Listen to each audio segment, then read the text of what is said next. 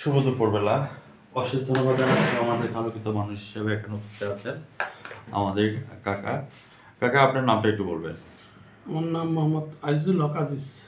আজিজ কাকা, আপনাকে আমি ধন্যবাদ জ্ঞাপন করছি। আমরা আলোকিত ব্যক্তি হিসেবে আপনাকে পেয়েছি আমার চ্যানেল 99 এবং জাতীয় পত্রিকা দৈনিক আজকের আলোকিত সকাল থেকে। আমি সাংবাদিক ফরহাদ ভাই, জেলা প্রতিনিধি এবং ভ্রাম্যমাণ রিপোর্টার হিসেবে আপনার সঙ্গে আছি, এবং সাথে আছেন আমাদের বিশেষ প্রতিনিধি শামী আক্তার সিমি আপু। কাকা, আমি আপনার কাছে জানতে চাচ্ছি, আপনি এখানে জয়েন করাতে আপনার অনুভূতিটা কেমন লাগছে সেই কথাটা আপনার চ্যানেলে তুলে ধরবেন। আমি সাংবাদিক ফরহাদ ভাই আপনার সঙ্গে আছি।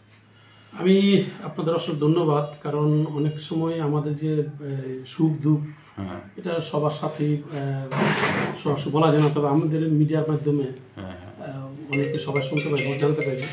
এই জন্য আমাদের আপনাদের অসংখ্য ধন্যবাদ, কৃতজ্ঞতা জানাচ্ছি আপনারা যে এখানে আমাকে একটু ফ্লোর দেওয়ার জন্য অসংখ্য ধন্যবাদ আপনাদের। হ্যাঁ, আজকে আপনাকে অসংখ্য ধন্যবাদ জ্ঞাপন করছি। আপনি আমাদের মিডিয়াকে ধন্যবাদ জ্ঞাপন করেছেন। আমি আপনার কাছে জানতে চাচ্ছি যে বর্তমানে আপনাদের ব্যবসা বাণিজ্য পরিস্থিতি কেমন যাচ্ছে সেই কথাটা আপনি চ্যানেলে তুলে ধরবেন।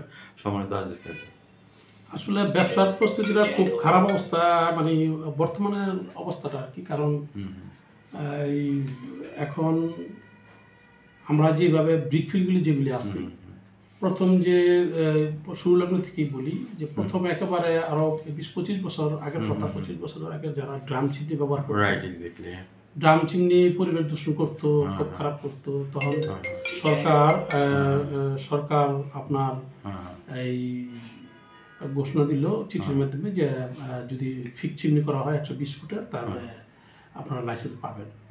তো সেই ক্ষেত্রে তখন এই 120 ফুট চিমনি ফিক চিমনি করে সরকারি নিয়ম কানুন সময় করে আপনারা ক্লিন করা হয়। তো করার পরে বেশ কিছুদিন যাই চলছিল, 5-7 বছর চলার পরে আবার এই নতুন করে প্রজ্ঞাপন আসলো যে ফিক চিমনি বাদ দিয়া জিগজ্যাগ অথবা হুকমিন ক্লিন করতে হবে। এবং আমাদের পরবর্তী 2 বছরের টার্ম কন্ডিশন দিয়া যে করতে পারি নবায়ন, তখন এভাবে পরবর্তী 2 বছরের ভিতরে হুকমেন ক্লিন কিংবা জিগজ্যাগ করতে হবে যদি। এবং আমাদের স্ট্যাম্প কয়েক জায়গায় ইয়েও দিতে হচ্ছে, যে লিখিত দিতে হচ্ছে। তো ঠিক আছে, পরবর্তী আমরা কেউ 1 বছর কেউ 2 বছরের ভিতর জিগজ্যাগ করছে, কেউ হুকমেন ক্লিন করছে।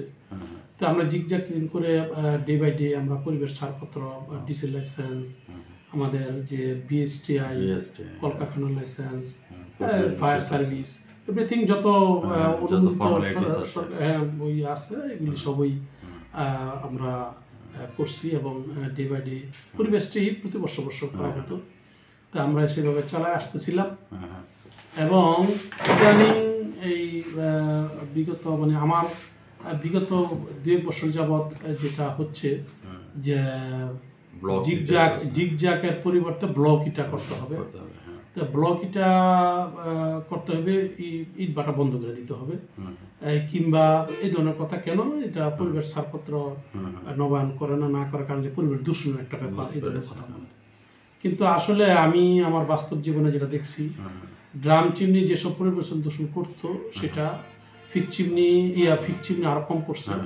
কিন্তু জিগজ্যাগে আসার পরে একেবারে নেই বললে চলে। এবং এটার যে পুরানো প্রক্রিয়াটা, এটা যারা অনেকেই জানে না, এটার যে কয়লা দেওয়ার পরে এখানে কালো ধোঁয়াটা হয়, কালো ধোঁয়াটা সামনে যে 2 লাখ কাঁচাইটা থাকে, এইটার ফাঁক পুকুর দিয়ে ছাঁকনির মাধ্যমে তখন সাদা ধোঁয়াটাই বের হয়। কার্বনটা আপনার ইটের গায়ে লেগে থাকে। আর ইটের গায়ে এই জন্যই লাগে, যখন তাপ দেওয়া হয়, তাপ দিলে তো ইটের গায়ে থেকে পানি বের হয়, এবং এটা ইটের গায়ে চতুর্দিকে পানি থাকে, এই পানির সাথে কার্বনটা লেগে থাকে।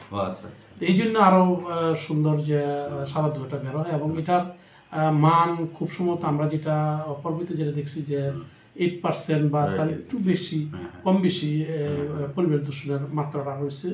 কিন্তু এর চেয়ে বেশি অনেক মাত্রা, যেমন মনে করেন পরিবেশের যে স্টিল মিলগুলি আছে, বা আপনার বিভিন্ন কালো ধোঁয়া টোয়া যেগুলি আছে, কিংবা আপনার ডাইং মিল বা যেগুলি আছে, এগুলি অনেক, এবং রাস্তাঘাটে প্রচুর ধুলাবালি আছে, এগুলি অনেক পরিবেশ দূষণ করে। কিন্তু আমাদের ক্ষেত্রে এই জিনিসটা বারবার দায়ী করে আসছে। আমি মাস্টার্স কমপ্লিট করেই এবং ফাইনাল ইয়ারে যেদিন, সেই সময় থেকে আমার ব্যবসা শুরু। আমরা একটা ব্যবসা শিখছি, প্লাস আমাদের ইচ্ছা যে আমরা সৎভাবে ব্যবসা করার এবং পরিবেশ দূষণ না করে যাতে ব্যবসা করতে পারি। এটা পরিবেশটা এটা কিভাবে প্রসেসটা সুন্দর হবে এটা সরকারের দায়িত্ব। যখন যেটা বলছে তখন আমরা ওটা পালন করছি। আপনার এটা সহজেই যেমন একটা ফিট চিমনি করতে গেলে 120 ফিট চিমনি করতে হয়। 120 ফিট চিমনি করতে গেলে গোড়াটা আপনার পাইলিং করতে হয়, গাছ পাইলিং করতে হয়, অনেক অনেক খরচ, অনেক। হঠাৎ করে 4-5 বছর পরে এটা ভেঙে ফেলতে কইলো, আচ্ছা যাক সেটা ভাঙছি। এরপরে জিগজাগ করতে কইছে বা হুকপিন করতে কইছে, এটা অনেক ব্যয়বহুল। তো সেটা সরকারের দিক নির্দেশনাই কলম করা যে এইভাবে করা, এটা আমাদের নিজেদের উপর চাপায় দেওয়া। এখন বলছে আবার এটা চেঞ্জ করতে হবে। কিন্তু পাশাপাশি দেখেন যখন হুকম্যান ক্লিন আর জিগজাগ আমাদের শর্তে দিছিল, যারা হুকম্যান ক্লিন করছে তারা 400 মিটারের আওতায় নবায়ন পাচ্ছে।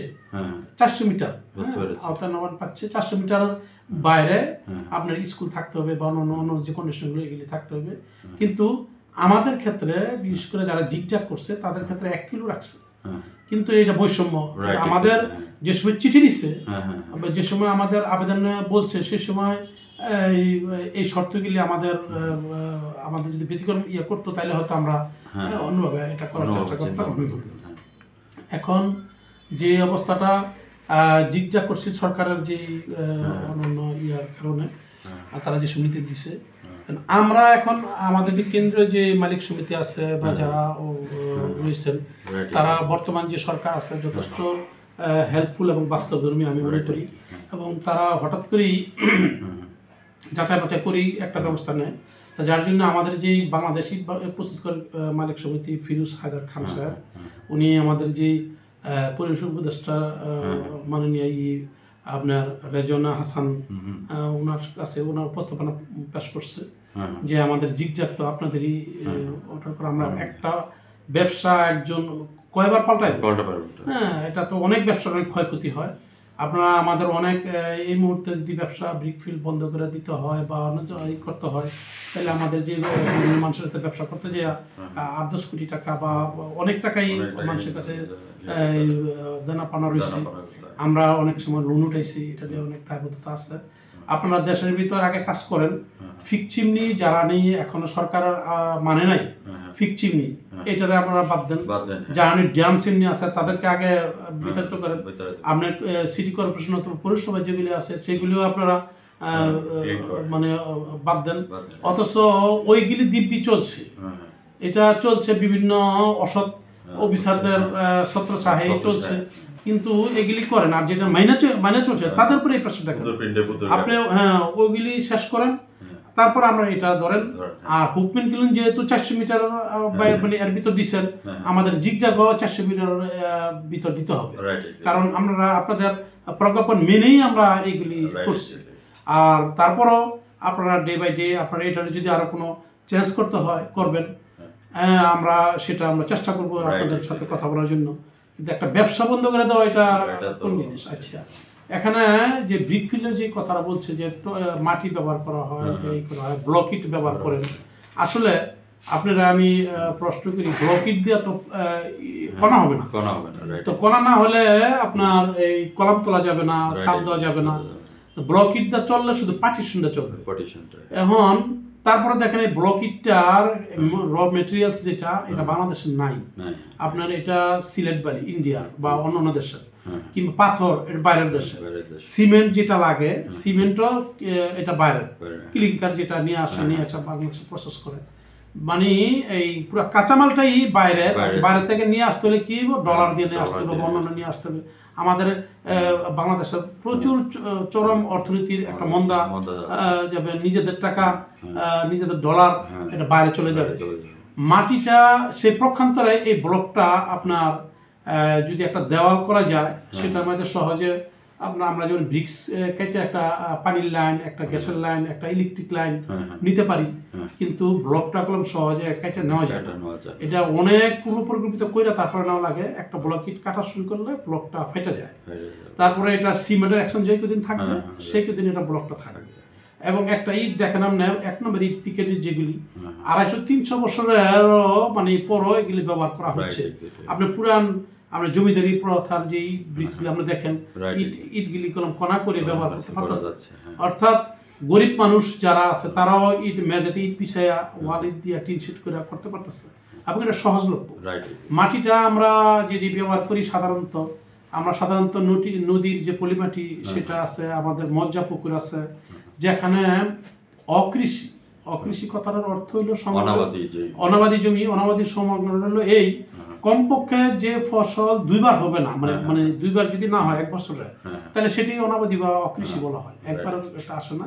তো সেই ক্ষেত্রে অনেক ক্ষেত্রে আমরা এগুলি করে থাকি, এবং অনেকে আবার সার ব্যবহার করতে করতে উপরের মাটিটা আপনার অনুর্বর করে ফেলা, সেক্ষেত্রেও আমরা এটার একটা ইউজ করা বা এটা চেষ্টা করি।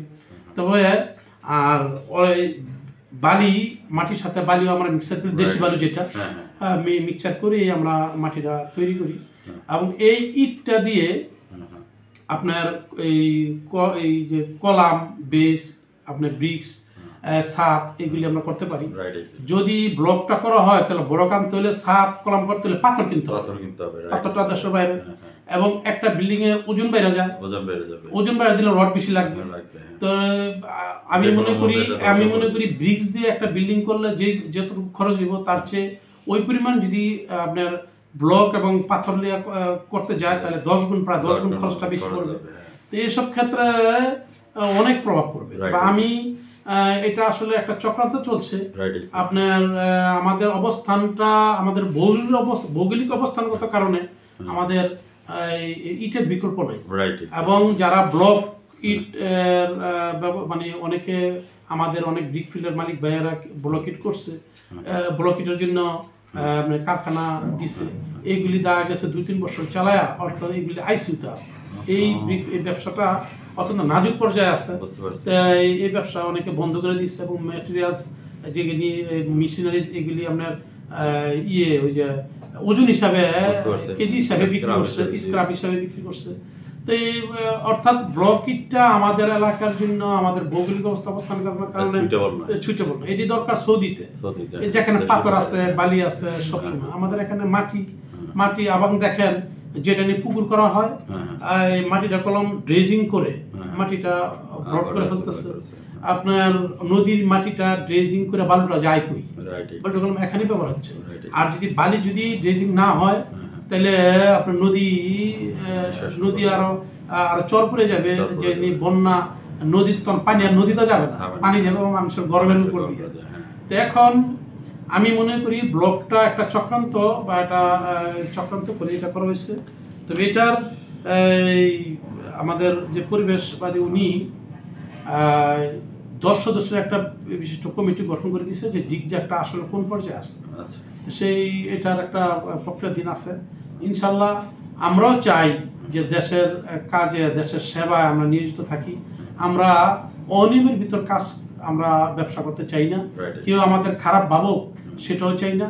আমরা যে এত বছর যে এই ব্রিক্স করতেছে, দেখেন 1 বছর ইট করলাম, আরেক বছর চলে না, মানে আগেই বিক্রি হয়ে যায়। এটার চাহিদাটা বুঝেন।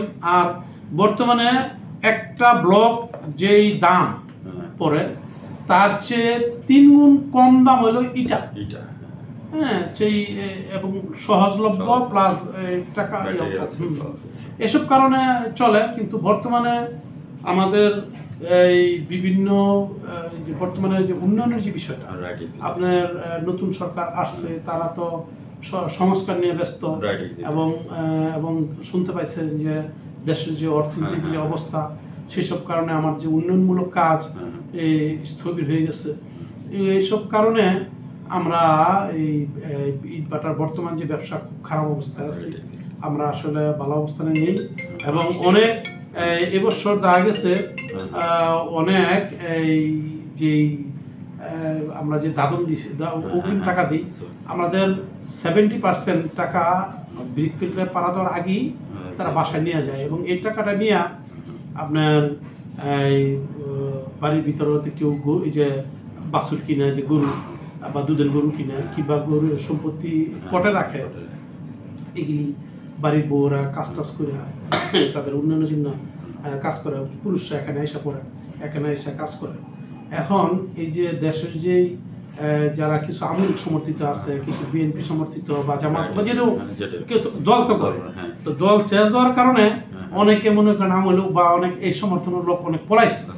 পলানোর কারণে কি হয়েছে, আমাদের এই একটা পাক মিল চালাইতে 18 জন লোক লাগে। Right, exactly. এর ভিতর যদি একজন লোক অ্যাবসেন্ট থাকে 18-17 জন বসা। Right, exactly. মানে অবস্থাটা এরকম লোক পলাইছে অনেক প্রতিষ্ঠানে, এমনকি আমারও প্রত্যেকটা খোলা, এমন কোনো খোলা নাই যে লেবারের কারণে এফেক্টেড। রাইট, তারা যান বাঁচানোর লেগে দেশের বাড়িও নাই, বুঝছেন? এই আমাদের অনেক অনেক অনেক মানে এই ব্যাপারটা নিয়ে সমস্যা। আমি বাই দ্য ওয়ে আরেকটু জানতে চাচ্ছি যে এবারে আপনার বিফ্লেটের মধ্যে মানে প্রথম চালানে কতটুকু ইট উত্তোলন করেছে? না, আমরা এখন পর্যন্ত ঈদ তো এই বছর পাঠাই নাই, আমরা প্রথম চালানো না, এটা আসলে কন্টিনিউ। এই এটা আমি কন্টিনিউ গতানুগতিক, এটা যখন ফায়ারিং করে গতানুগতিক যে দিনই চলে, এক সাইডে বেরিতেছে, আর এক সাইডে কাঁচাই ঢুকতেছে, আর সাইডে পাকা ইট বাইর করতেছে। এইভাবে আপনি দেখলে বুঝবেন, একটা আমরা ইট যখন বানাই আমরা হিসাবে গোনা ধরি 1 নম্বর আর পিকেট, এটার সাথে মাল থাকে 2 নম্বর থাকে, 3 নম্বর থাকে, বেস থাকে, লোরা থাকে, এগুলি গণায় না। তো যার জন্য আমাদের আপনি দেখতে হতে পাবেন যে আমাদের অনেক ওয়েস্টেজ মালও হচ্ছে। তো এই মোটামুটিভাবে আমরা যেগুলি আছে আমাদের ওই যে কাজ চাহিদার উপর ভিত্তি করে আমরা কম বেশি হয়। তবে আপনারা আসছেন কষ্ট করে আমাদের সুখ জানার জন্য। আপনারা যারা আমার চাচার কথা বলে শুনছেন, আজিজ কাকার শ্বশুর বাড়ি যাওয়ারে ইট নিয়ে গেলে নতুন বাড়িতে এখান থেকে ইট নিয়ে যাও, তাহলে কিন্তু জামাইরা জামাই আদর পাবে। ভিউয়ার্স, আজ রাত 9:15 আমাদের চ্যানেল 9 এবং জাতীয় পত্রিকা দৈনিক আজকের আলোকিত সকাল থেকে আমাদের শ্রদ্ধেয় কাকার সাক্ষাৎকারটি দেখে নেবেন আমাদের চ্যানেল থেকে এবং জাতীয় পত্রিকার সঙ্গে থাকবেন। চাচা, আমি বিদায় রেখে যাচ্ছি। এখানে স্বামী জাহানসিমি বিশেষ প্রতিনিধি হিসেবে আমরা কংগ্রেচুলেশন জানাচ্ছি। ভালো থাকেন, সুস্থ থাকেন। ধন্যবাদ। আপনাদের অসংখ্য ধন্যবাদ আমাদের এই সুযোগ দেওয়ার জন্য। আমি দোয়া চাই যে তো আইনের আওতায় সৎভাবে এবং পরিবেশ দূষণ ব্যতি রেখে আমরা এই ব্যবসাটা চালাতে পারি, সেই হিসাবে এই জন্য দোয়া চাই। ধন্যবাদ। 9:15 থাকবেন। I pray to God Almighty to allow you success in life day by day, inshallah. Thank you. 9:15 কিসে? 9:15 চ্যানেলে